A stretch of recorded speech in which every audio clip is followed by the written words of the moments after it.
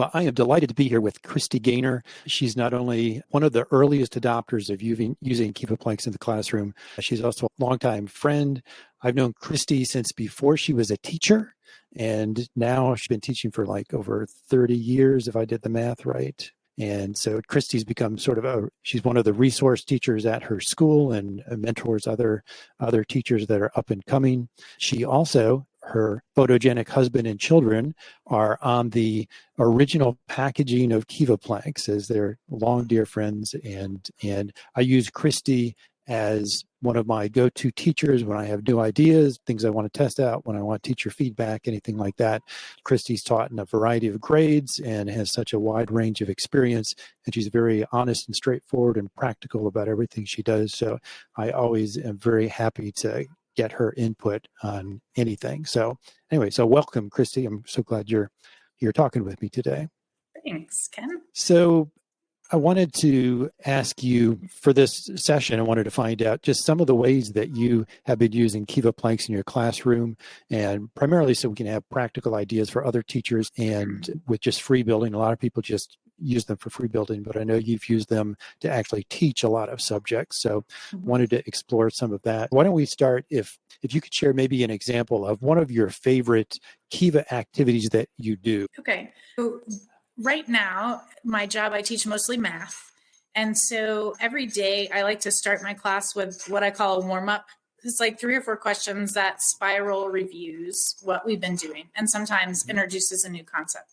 And after the kids do the warm-up, they talk to each other about their answers. And then I always try to have a right brain kind of activity for them to do. So because they stagger when they finish, and kind of one of my teaching philosophies is always have the kids doing something. And so KEVA has become my go-to activity for the extension after the warm-up. One of my favorite, or the kids' favorite, is the challenge of how wide can you build a structure with a limited number of KEVA. So I might get 20 KEVA or get 30 KEVA, only one can touch the desk.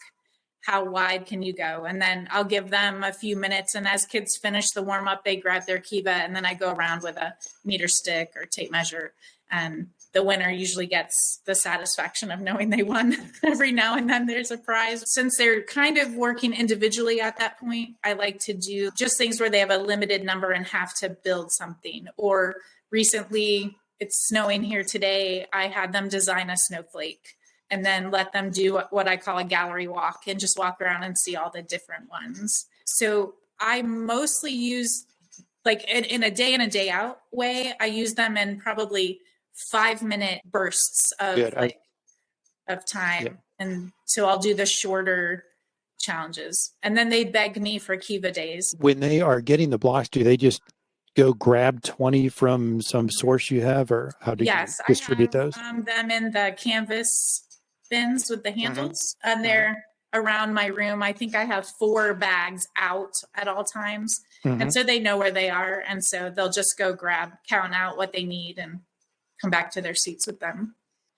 One of the other activities I know you do is the matchstick puzzles. And, yes, I love the matchstick. And so could you tell us about how you started doing that and sort of how you converted matchstick puzzles into KEVA Planks, which is actually a product now that thanks to you.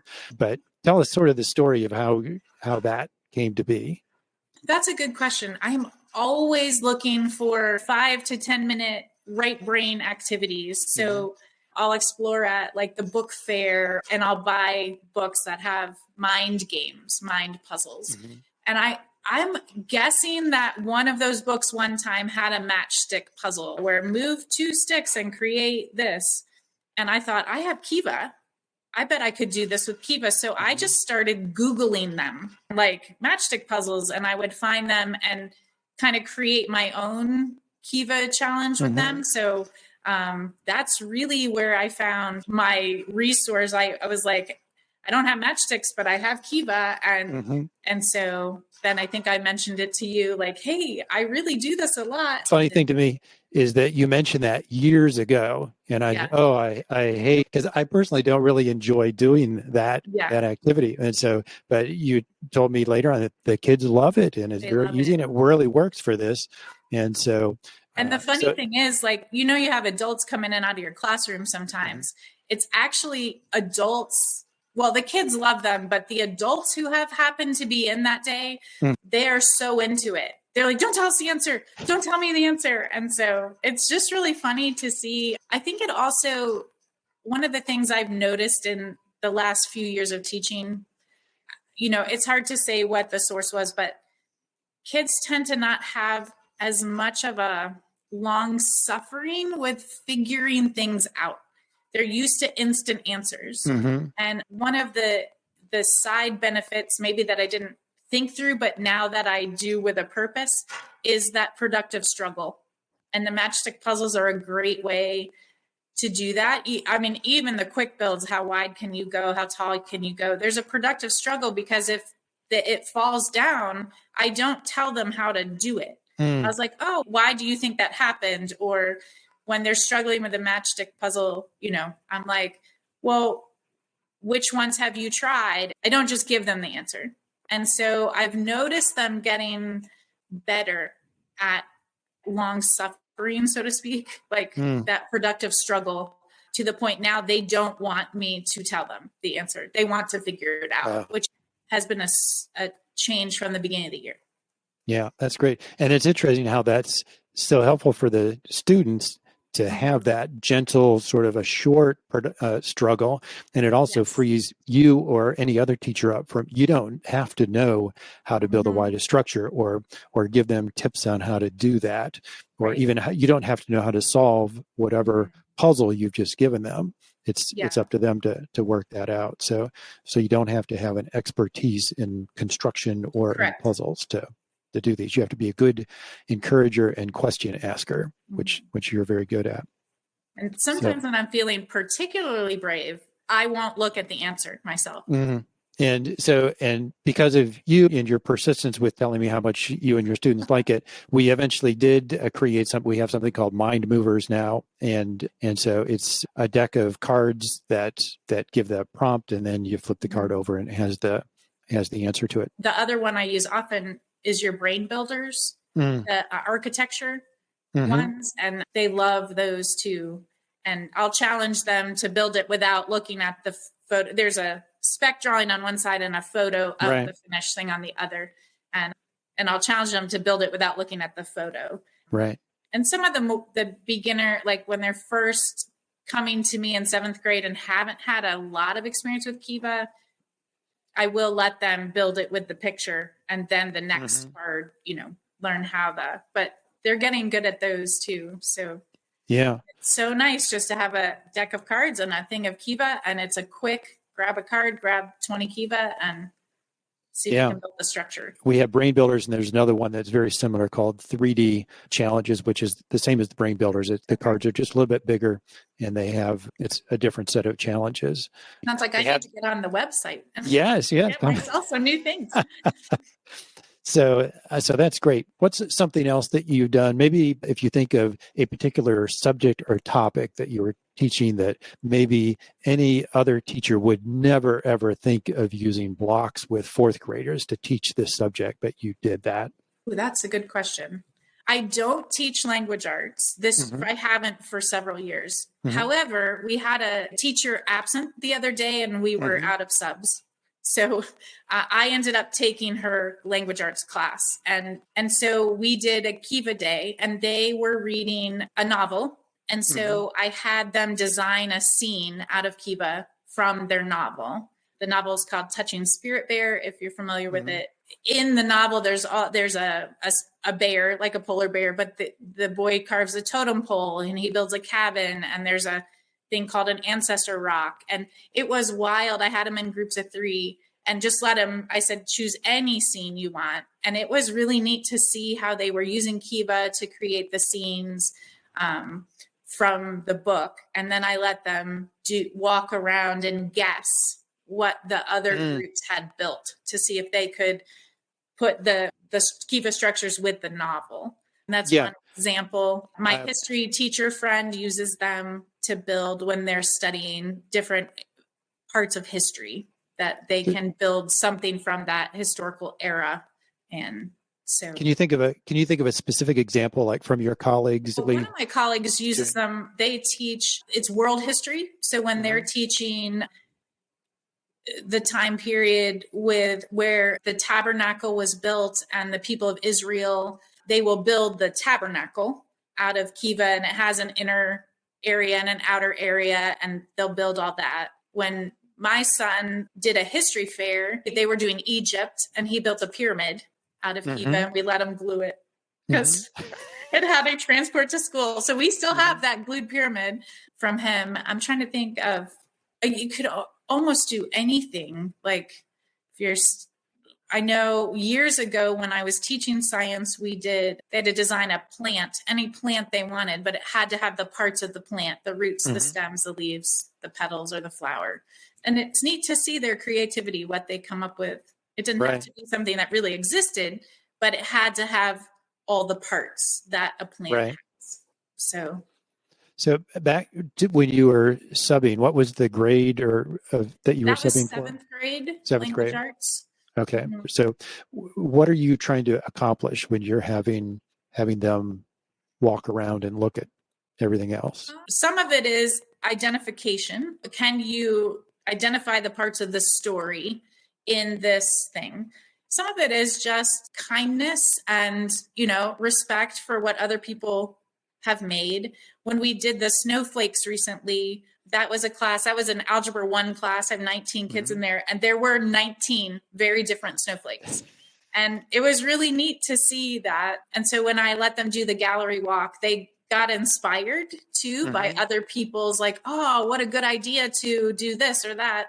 And I sent them back and told them their snowflake had to touch the edges of their desk. So I wanted them to make it go bigger. And then looking at like, oh, how did they use that geometric shape or that repeated pattern, that kind of thing. But I think they get inspired when they see what each other makes. And that was just a free, like, there were no instructions except find a snowflake. It's just neat.